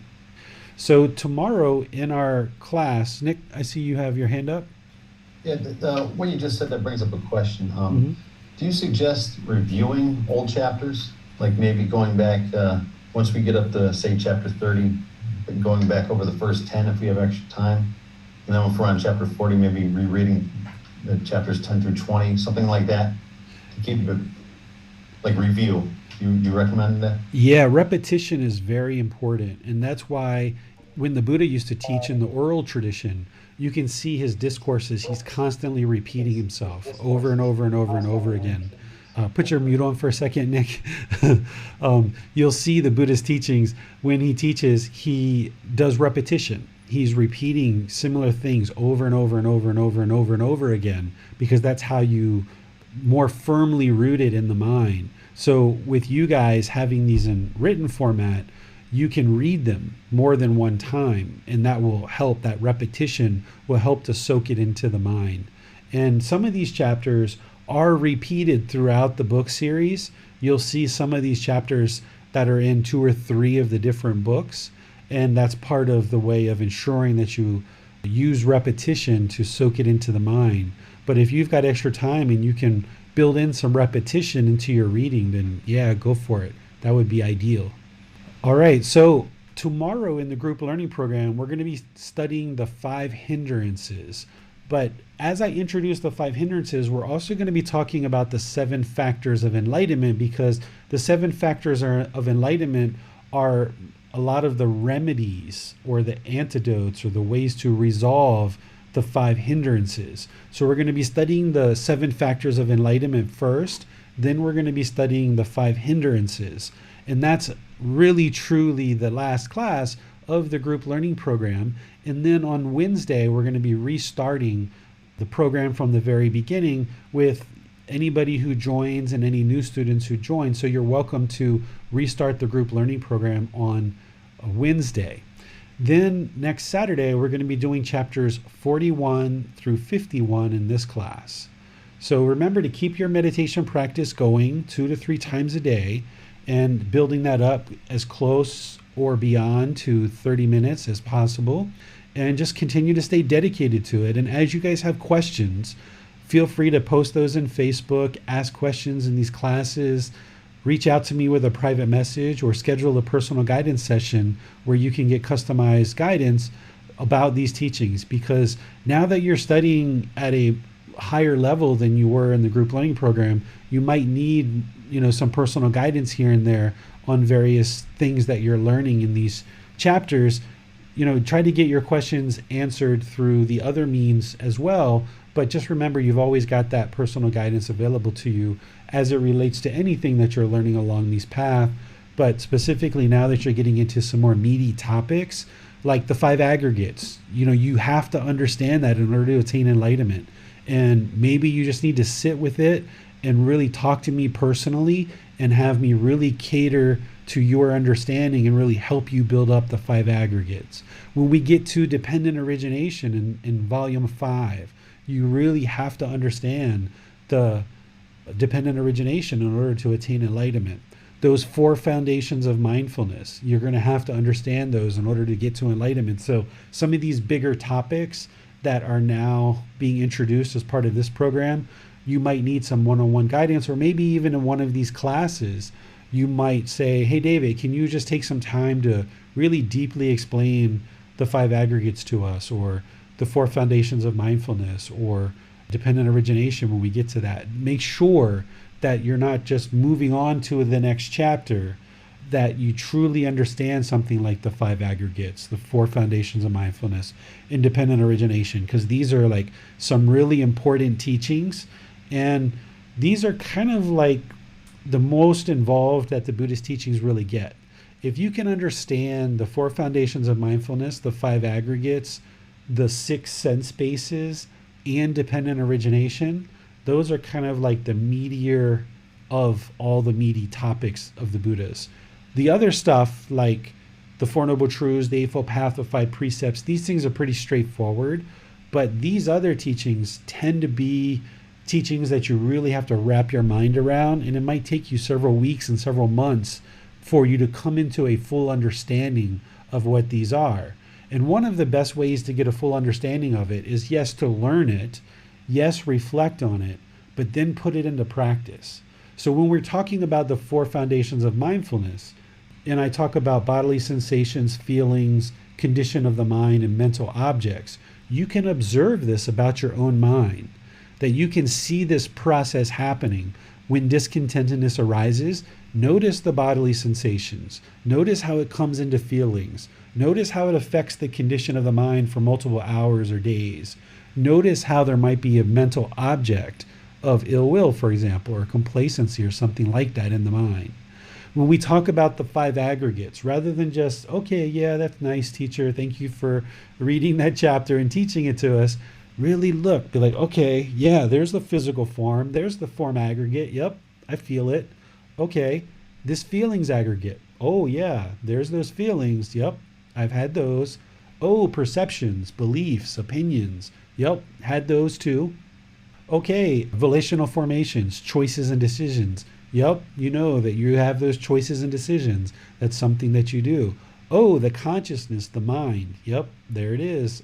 So rather than just believing it, you learn it and you reflect on it. You look inward and you see, is this really true? And then you start practicing it and see how something like the five aggregates, if you hold on to this form and you cling to it, wanting this physical form to look a certain way, then it's going to cause discontentedness.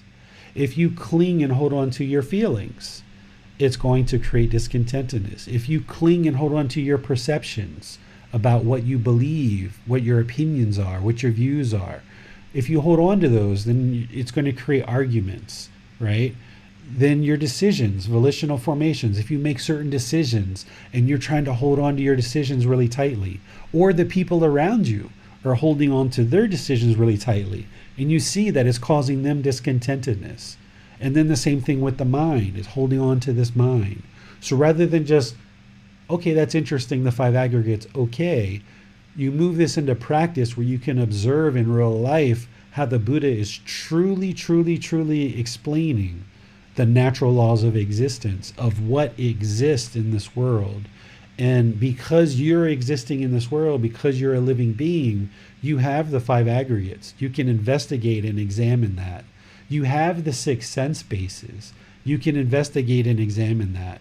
You experience these four foundations of mindfulness, and we can go right on down the line. So don't just, study them to study them, but as you're reading about these things, sometimes you need to pause and just kind of think about it and kind of look for it in the world. Like, where is it? Where are these five aggregates? Let me see if I can observe them. Or where are these four foundations of mindfulness? Let me see if I can observe that that's the truth. And by doing that, it will soak the wisdom into the mind that you know without a shadow of a doubt that you've got this truth and you've got this wisdom, that you've seen it with your own eyes, these five aggregates. You've seen it with your own eyes, these four foundations of mindfulness. You've seen it with your own eyes, these six sense bases. And then when we get to dependent origination, you'll see that series of events that the Buddha talks about one by one by one. So be sure you do that inner reflection and you look for the truth to acquire the wisdom. And it's going to take you maybe weeks or months and maybe some personal guidance to be able to get to that. So just let me know where you need help. So I'll see you in a future class. Have a lovely rest of your day. We'll see you next time. Sawadee khap. Thank you for listening to this podcast. To provide support for this podcast, visit patreon.com/support Buddha. To access more teachings, visit buddhadailywisdom.com. There, you will discover a full range of courses, retreats, and online resources to assist you on the path to enlightenment. Remember to establish a daily, consistent meditation practice, along with learning and practicing these teachings. A well-developed meditation practice is the foundation in which to train the mind to attain enlightenment.